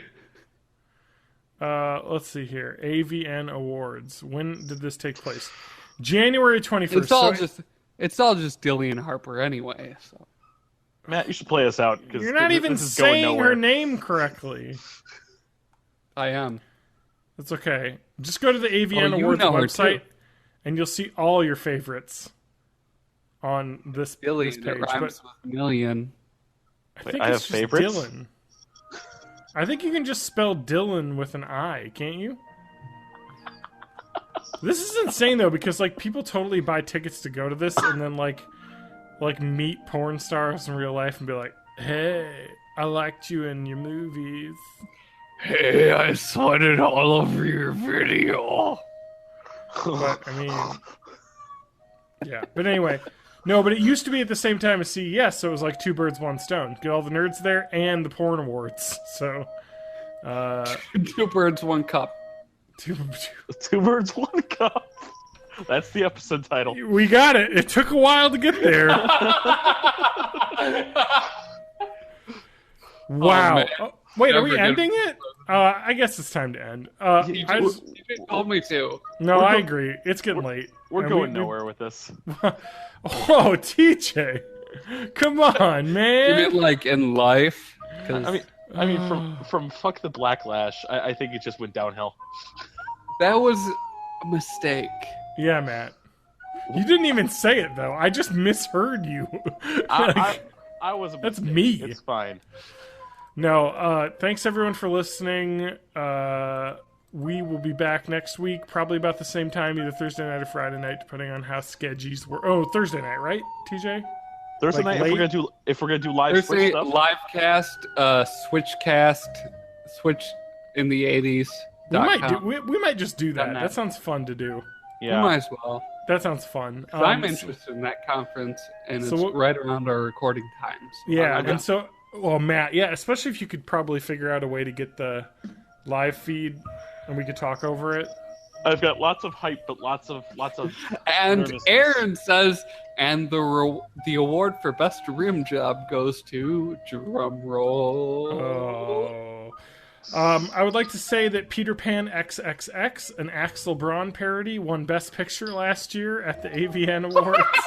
Nice. Riley Reid, winner of the 2016 Female Performer of the Year. Oh, she's good. Mick Blue, male. I mean, Performer I of the wouldn't Year. know, but Penny Pax, Best Actress winner. Oh, what does that mean though? Because there's a Best Female Performer and Best Actress. Was the actress the acting part? Did they like split that out I think into two categories? there are categories for non-porn roles in I- porn. I have a feeling that performance is about performance, so that would make sense to me. I mean, good. You mean Now to I'm say, literally like, like going on a Wikipedia sex. hole, looking up like porno actresses on Wikipedia. That's okay. I can loop the song. We can keep going. Like, anyway, Look up Dillian Harper pronunciation. look up. Right. I'm gonna look it up because I bet she's somewhere Look on it this up. webpage. Because Go to That's- YouTube, Dillian Harper pronunciation, because people make those videos. no, you're totally right. It is Dillian. I thought that was just the word Dylan. That's So our what I web- thought. Our website is Many months. born80s.net. Feel free to leave a comment. Our Send us website is feedback. xhamster.com. That's on my favorites bar. It's fine. Redtube.com/born in the 80s. Dude, we gotta get that set up. I'm just saying, how fucking awesome would that be? I don't even. How do you set that up? How do you, make just a channel on that? you just set up a contributor thing and Do people flag you on that? Like, this is not adult content. This is not porn. Stop putting this on here. well, I think on the hub, I think they're a bit more open to this sort of stuff.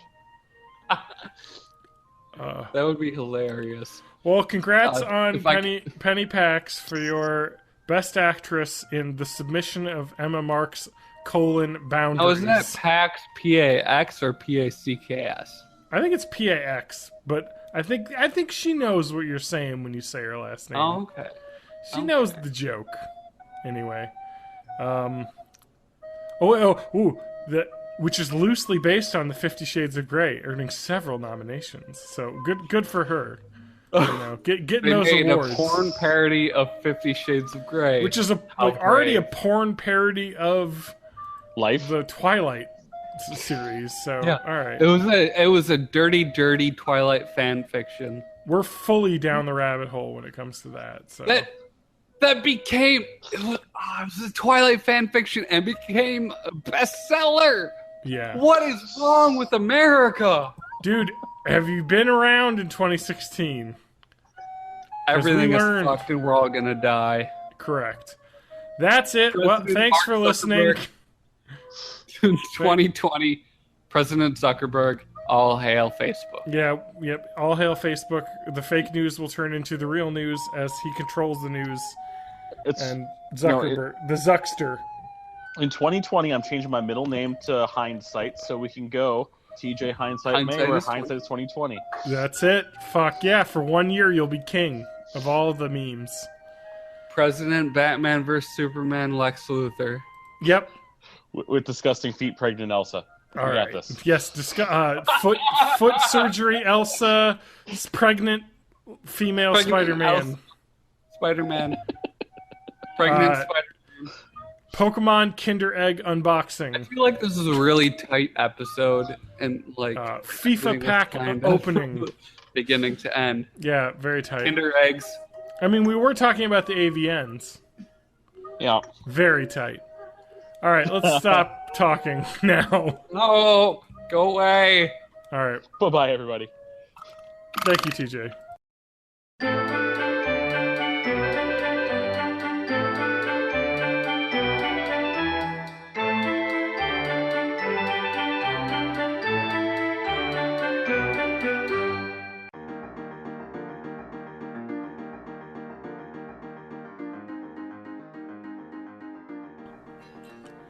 YouTube, well, didn't you hear YouTube's deleting all of your favorite YouTubers' channels? So No, I get that.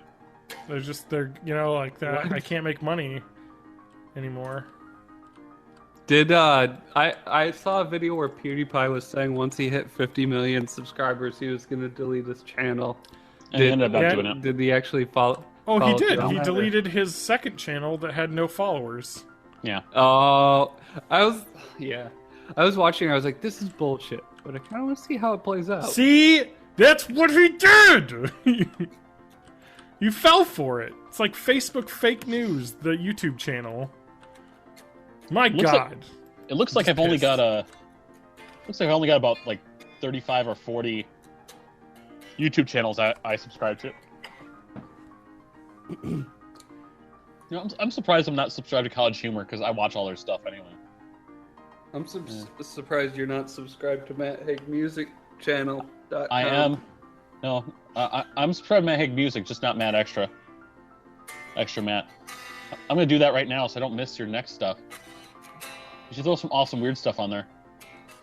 Done. You got 6 subscribers now. Yeah, I did it. The extra channel is just for all kinds of random shit that I think of that wouldn't fit on the normal channel.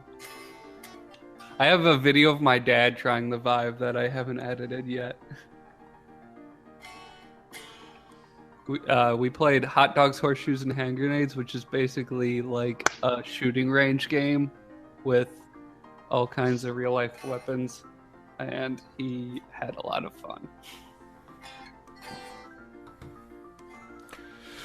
Oh my God. I'm feeling that bourbon. Bourbon. I did have a Moscow Mule before this, so. Nothing like bourbon to get the brain a working. And I made tacos. I love tacos. Oh, we can get into that. You can also have a mezcal meal, which is a Moscow Mule with white tequila. Moscow. Basically, anything other than vodka improves the drink. Alright, let's listen to the live event and tweet it out. Since we've been live for like 10 minutes now. Oh, really? Yeah. TJ, what is up with YouTube memes nowadays? I don't know. I mean, at least... problem is, I watch most of my YouTube memes through my... Not my trending, but just my regular home, not my subscriptions. Yeah, same here. And I don't think I'm seeing as much because I wasn't clicking as much of the ones they were showing me. So now it's just back where I'm watching all the old tape face stuff. The boy with tape on his face. He's a mime from the UK. Mime as in he started doing his comedic act basically just by putting a piece of tape over his mouth so he can't talk. But it's hilarious. It's fun. I just wanted to point out that YouTube and memes have become let's do X video with X thing happening. Yeah, and that's been going on really, I think for at least 6 months, but it got really big about 2 months ago. Yeah, right now the current memes, do you know what the current ones are right now? The last time I checked, it was very hot metal doing things. Oh no, that's I'm talking about the YouTube poop video remix memes. Yeah. Now I'm not getting much of those anymore, so I'm on top of it. Other than still getting more B movie stuff and B movie trailer stuff from Shrek, I'm not seeing a lot of the newest ones. Yeah. All right. Well, can I get you music video songs from the Sony Pictures or Universal Studios The Lorax? The 2012 movie, or it was not a bad movie. What else is? Let's see. The Sony Pictures Robots animated film from like 2006 or 2005, maybe. Yeah, it's some ridiculous dumb shit happening right now on YouTube, and I love it. And they just like make the videos look all stupid and add little. Oh, it's fun. I love it. I like this new YouTube meme. But we should start the podcast because I think we're ready. We should. I'll talk about Adam. I gotta find you again. So, since Adam's probably going to be taking an extended hiatus, not that he hasn't taken an extended hiatus already. I mean, when was the last time he was on? Was it like October or something? No, what was it? A couple weeks ago. No. Yeah, you're right. 245. Yeah, 3 weeks ago. 4 weeks ago because there was a not numbered in between. Twitch broadcasting now.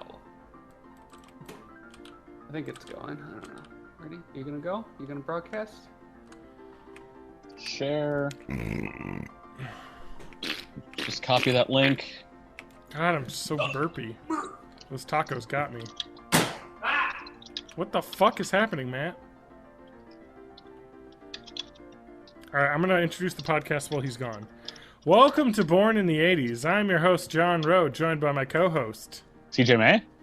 That's right. Matt has left us for some reason. He's abandoned us like small children on a car trip. He was his dad driving the bus, and he got out and was like, all right, kids, here's your future. See, I just got pushed out the window. We were moving, and they threw me out. He was like, hey, kids, this is what my dad did to me when I was growing up. Yeah? Yeah. So, if you live, you're a kid. I'm going to call Adam later.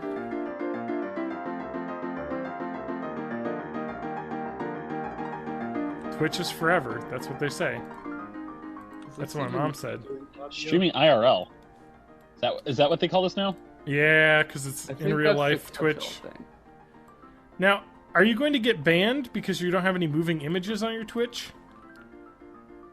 Because isn't that like a thing? You can't have you have to have like a face cam or something, or else you're going to be screwed. Oh man, this is just picking up my audio.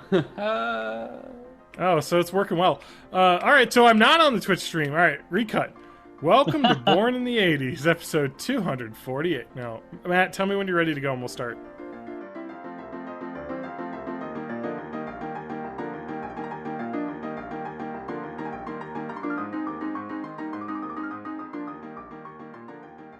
If I don't hear you guys in like 15 minutes or whatever the delay is, I'll just kill the stream and we could try this again some other time. I mean, is that why you have 3 viewers? One of them's me and 2 of them are you? Possibly. Or Yep. we've got on the front page of Twitch.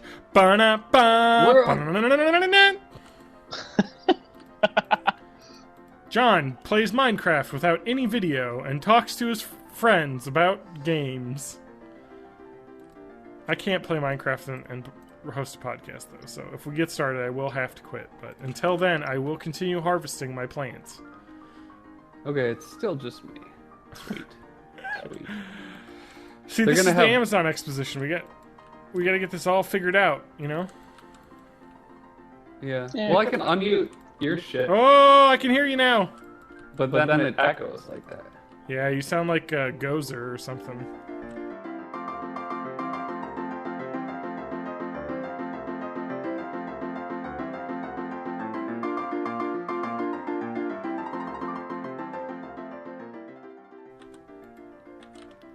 OBS. Although OBS doesn't work with like Windows. Well, it does now. But I was wondering because TJ, when we played Gears of War, which we should play more of. We should. We're only through Act 1. Or Chapter know. 1 or whatever it is. But I'd love to play more. But we had I tried to live stream it and it just wouldn't work. And it turns out I guess OBS wasn't able to pull video from Windows Live Store games. Now, But I was now trying- it is. I was trying OBS Classic, but now I'm using OBS Studio, and it's a different setup altogether.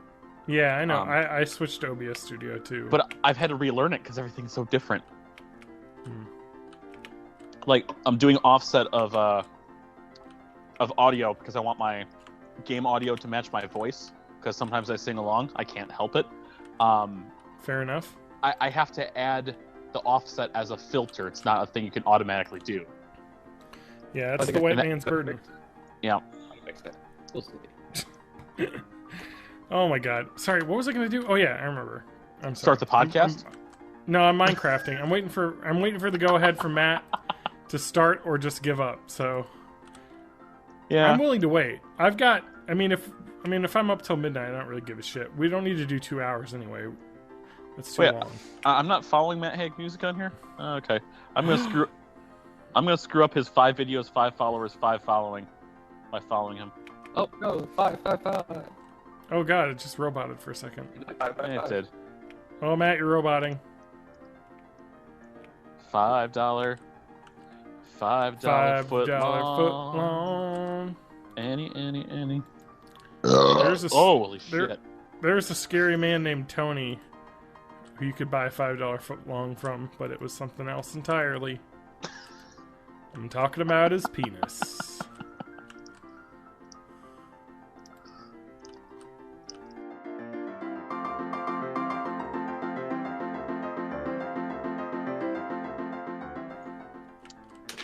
You sound all roboted out.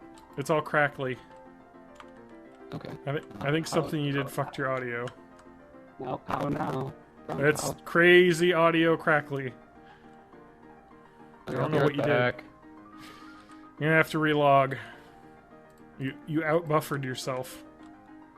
We'll mess with that some other night. We'll get to, I would love to do this on Twitch and stuff. Yeah. Maybe that may be the best way for me to do it, or it might be better for Matt to do it since he's got way more, I don't know, quality equipment there. We can mess with stuff. We can put some video stuff up. I know that would be And- nice. And that's how we're going to do AE, right? So we're going to do the Amazon Expedition. Yeah, that's the plan. Do I have to re-invite Matt, or does he have this? Oh no, he's. Oh wait, Matt, are you back yet? No, it's just No. you and me right now. Just you and me. Just me and you. John's playing Minecraft. He's building a pond. I'm having a good old dang. That's right.